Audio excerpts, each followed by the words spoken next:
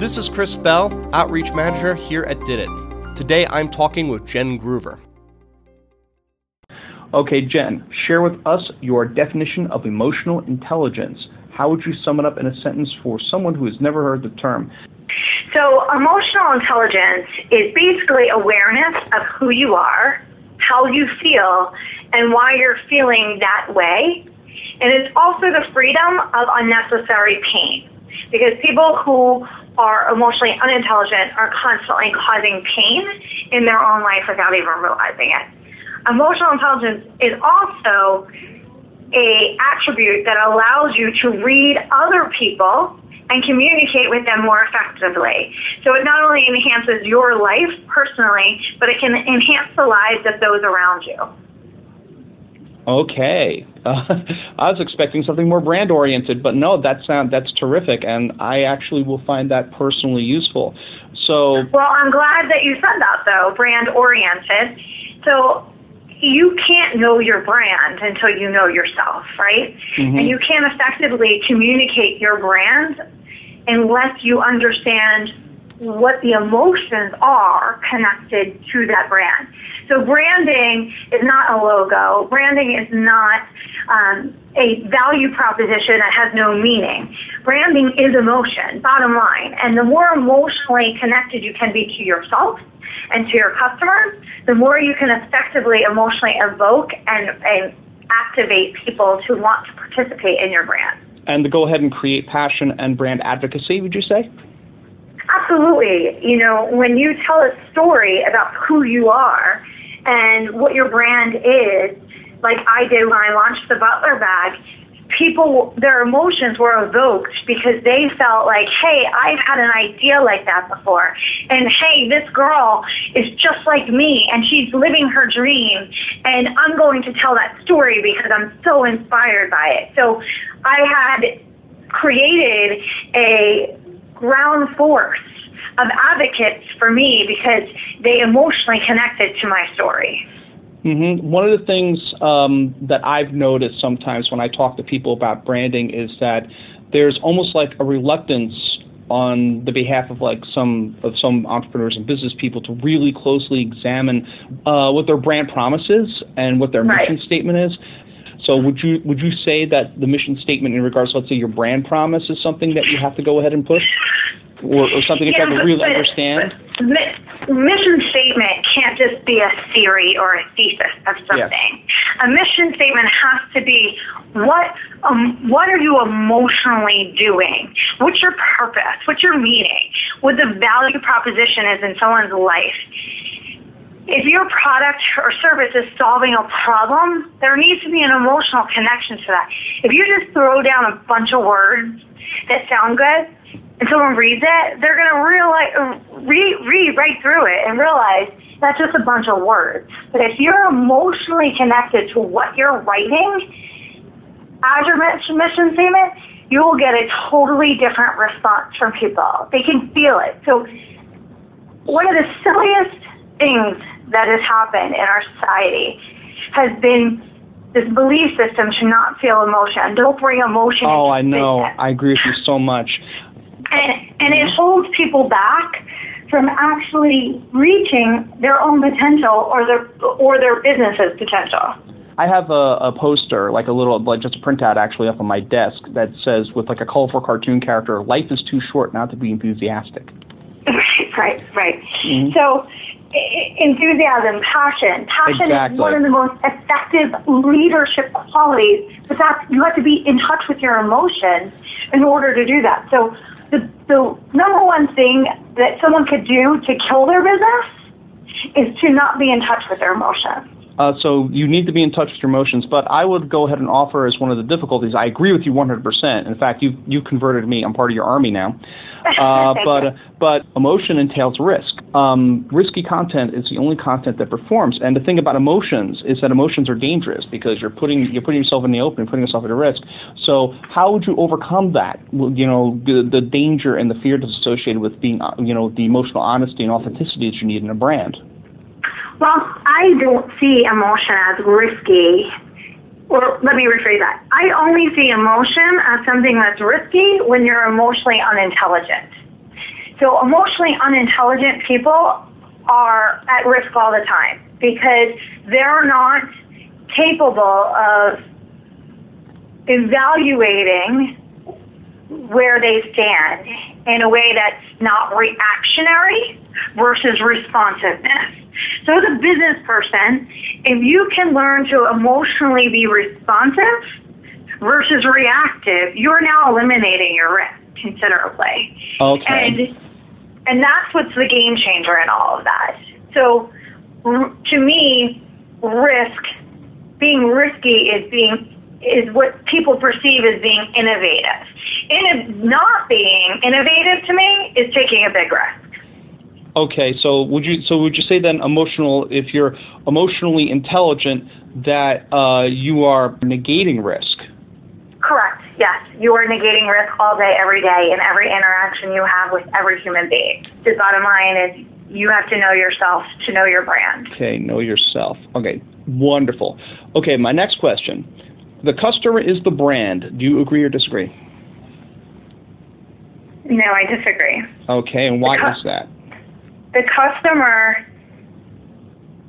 the value that you're offering to the customer is the brand. The customer can guide you and where you need to go in that value offering.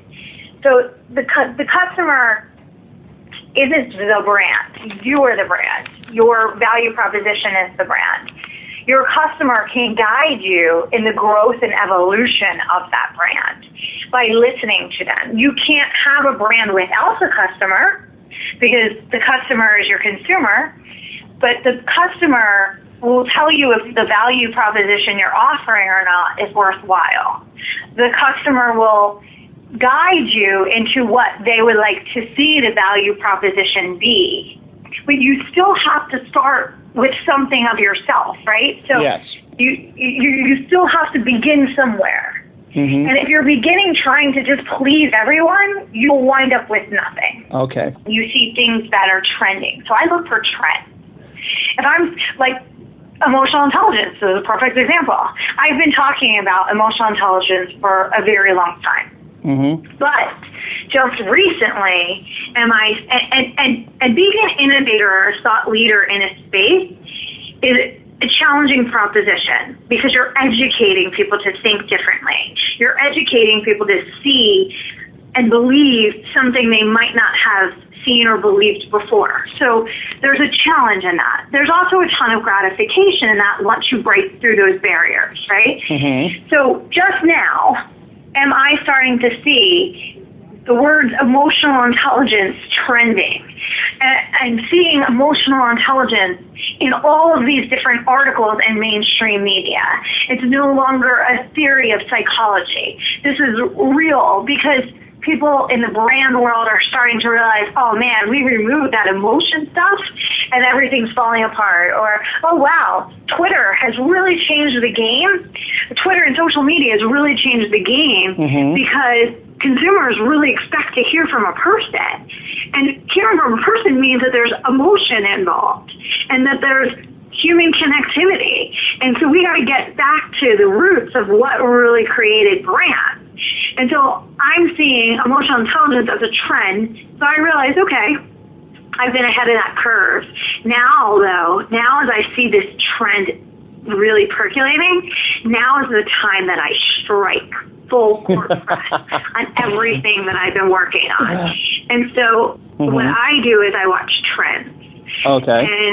And in seeing those trends before they become something is where you can capitalize. It's like watching a stock, right? You don't want to get in the stock when it's at the top. And you want to get into it when it's at the bottom. Would you say then emotional intelligence is an essential tool in going ahead and using that intuitive method? It sounds like you're describing an intuitive method of finding the brand personas, because maybe when I used the word research, it was like too technical and like you're thinking market data and like analytics and all this data-driven stuff. But it sounds like what you do is that you rely on your intuition from like the conversations that you're hearing. Maybe you do look at some numbers, but you just try to, if you're emotionally intelligent and you're empathetic as a brand marketer, you should be able to go ahead and see a trend before everybody else is talking about it, and then go ahead and either start the conversation that needs to be started, or get involved in that and find the need that needs to be satisfied. Am I on target? Yes, correct. You're 1,000% correct. Intuitiveness is a critical part of that. Also being very aware and listening and observing, and instead of having to always feel like you're pushing your brand down people's throats, you're actually allowing your brand to flow with what's going on with the whack-a-mole marketing. I hate whack-a-mole marketing. Correct. Right. So whack-a-mole marketing is people just pushing their agendas and their agenda down your throat. Where true evolution of a brand happens because the brand is aware of what's going on in the world, and they can morph their brand to have a connection or value only if that's authentic. Don't do it if it's an inauthentic thing. But allowing your brand to evolve with the state of the world is the most. I mean, look at Apple, right? So that's a great example. Mm-hmm. Now, as much as they are a pioneer of so many things, they're still allowing their brand to evolve with the state of the world and the demands of the world. Okay, let's say, for example, we're in a meeting where we're with all the CEOs, and you're going ahead and you've convinced everybody in regards to a particular brand that we're all serving that this emotional intelligence is correct. But then let's say I'm the finance guy. It's like, Jen, this is all well and good, but where's the data? I need to see hard numbers if we're going to go ahead and we're going to justify a marketing investment in this. And I need something that can be explained with hard numbers and rational facts. Would there be particular database tools that you would use to go ahead and explain this intuitive, emotionally intelligent approach that can actually be presented in such a way for people who, see things in a more data-driven light? So there's tons of data that proves that emotional intelligence is more important towards success than IQ. Right, so that's an individual statement for an individual person.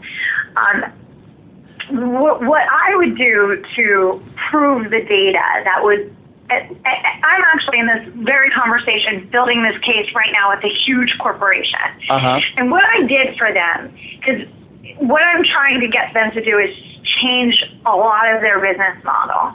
Uh-huh. And use emotional connectivity to change that model, or really get to the core DNA of what their brand is, right? Mm-hmm. So the DNA of their brand, and I can't use the name of the company, but the DNA of their brand is women empowerment. Okay. Yet, what they've been selling is products, not women empowerment. Okay. So what I did to get them to see that women empowerment is more emotionally effective than selling products for product's sake, and getting the women connected to the product is the better strategy, is I showed how the escalation of sales of women-owned businesses, the escalation of influence of women-owned business, the reach of those women that I would want to be influencers, and the reach of impact that they have onto their audience, and also the trends of social media of engagement. So utilizing, I also showed a statistic of all the companies, take one category of business, all the companies that are highly effective in social media and the ones that were not. And then I looked at their sales growth, and there is a very clear correlation between social media engagement and growth in sales. And the reason for that is because the consumers are feeling like they're engaging with human beings that create emotion. They're getting their customer service needs met? Zappos, JetBlue, Chipotle, a lot of brands that go ahead and use. I think one of the things that's been really heartening has been the use of Twitter and other social media platforms for customer service, and they use that to actually streamline and reduce labor costs from an actual operations point of view. But then also the customer feels like, wow, these people actually give a crap about me. Right. I think that like Verizon could learn quite a bit from JetBlue.